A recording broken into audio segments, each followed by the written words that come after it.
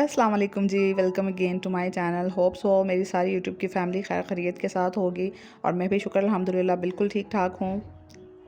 तो जनाब, सबसे पहले आप लोगों का ना बहुत बहुत ज़्यादा शुक्रिया जिन लोगों ने मेरे चैनल को सब्सक्राइब किया, क्योंकि मेरे 20,000 सब्सक्राइबर पूरे हो गए हैं और ये सब आप लोगों की सपोर्ट का, आप लोगों के साथ देने का नतीजा है। आप लोगों का इतना प्यार मोहब्बत जो आप मेरी वीडियो देखते हैं और फिर लाइक करते हैं, सब्सक्राइब करते हैं चैनल को, तो इस सब का तो शुक्रिया बनता है ना। आप लोगों की सपोर्ट के बगैर जो है ना, एक कंटेंट क्रिएटर कुछ भी नहीं होता है, क्योंकि हम लोग कंटेंट क्रिएट करते हैं, लेकिन जब तक आपको पसंद नहीं आएगा, आप सब्सक्राइब नहीं करेंगे, सपोर्ट नहीं करेंगे, तो फिर कैसे चैनल ग्रो होगा।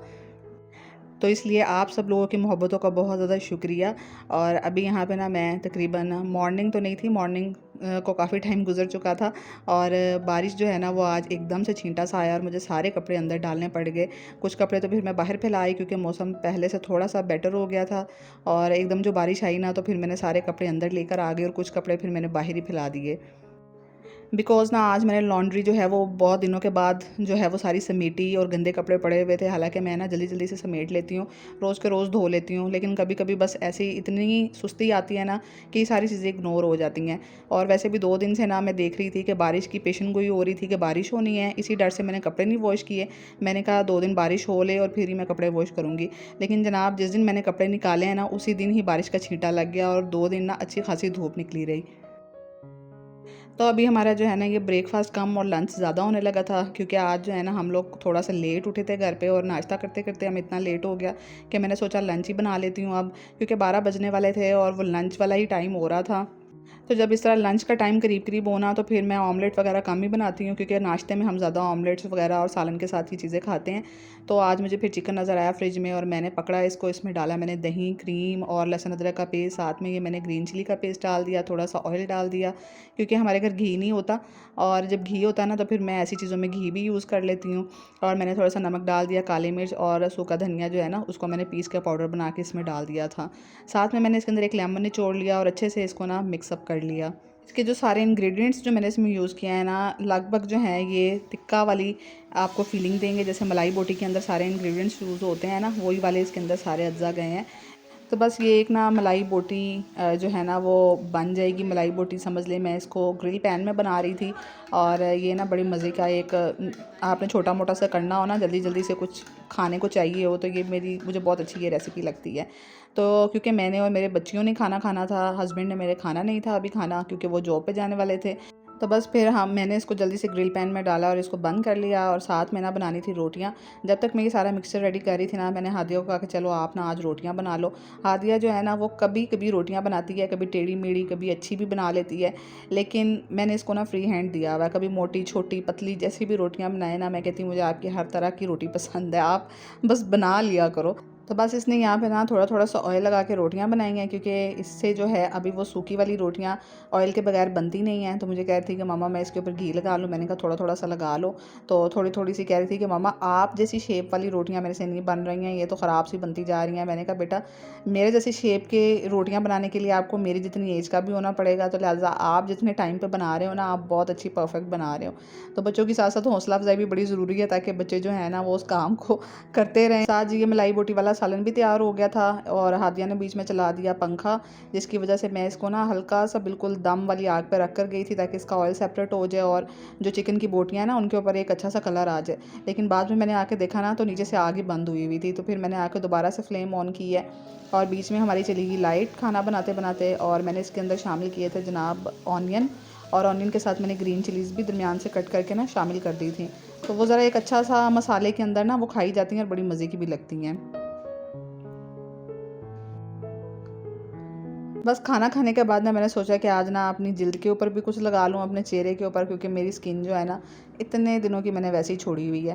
पहले मैं एक टाइम था कितनी केयर करती थी अपनी स्किन की, और आजकल जो है ना मेरे ये हालात चल रहे हैं कि मुझे सुस्ती ने इतना मारा हुआ है और मैं बिज़ी भी बहुत होती हूँ। अब ये ना समझिएगा कि सुस्ती के साथ घर के काम नहीं होते हैं, मतलब इतने काम करने के बाद मैं इन चीज़ों के लिए बड़ी सुस्त हो जाती हूँ।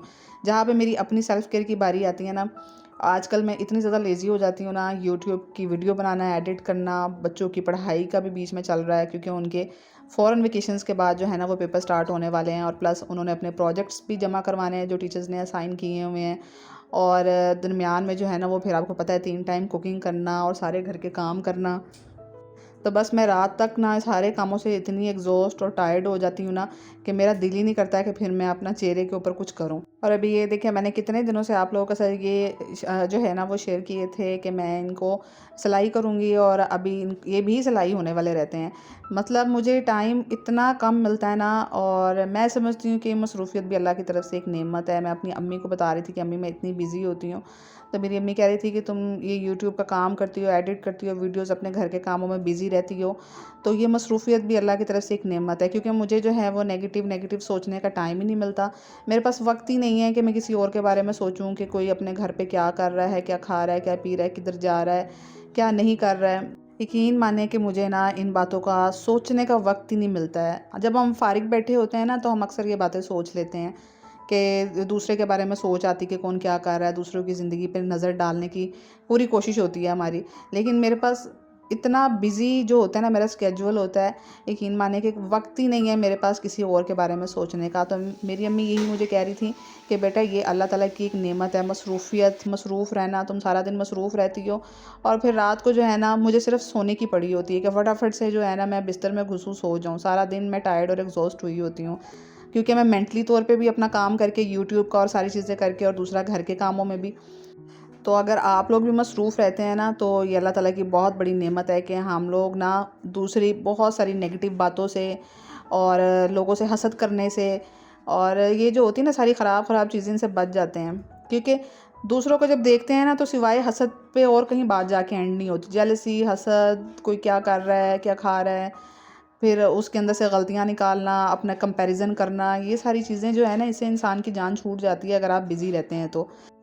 क्योंकि फ़ारिग जो दिमाग होता है ना वो भी शैतान का घर होता है। शैतान जो है वो हर वक्त आपके साथ है, उल्टी सीधी सोचों को और बढ़ावा देता है आपके दिमाग में।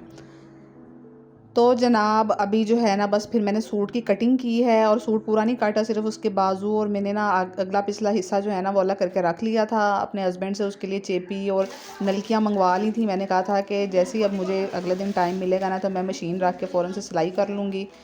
और साथ में फिर हो गया था डिनर का टाइम, और डिनर में मैंने बनाया मज़ेदार से चना पुलाव। आज मैंने बहुत अरसे बाद जो है ना वाइट चने का पुलाव बनाया है, और साथ में ना बच्चों की फरमाइश हो गई कि भाई मीठी सवैयाँ बनाएं, क्योंकि उन्होंने आज कैबिनेट में ना रखी हुई देख ली थी, मीठी सवैयाँ देख ली थी, मीठी सवैयाँ बोल रही हूँ।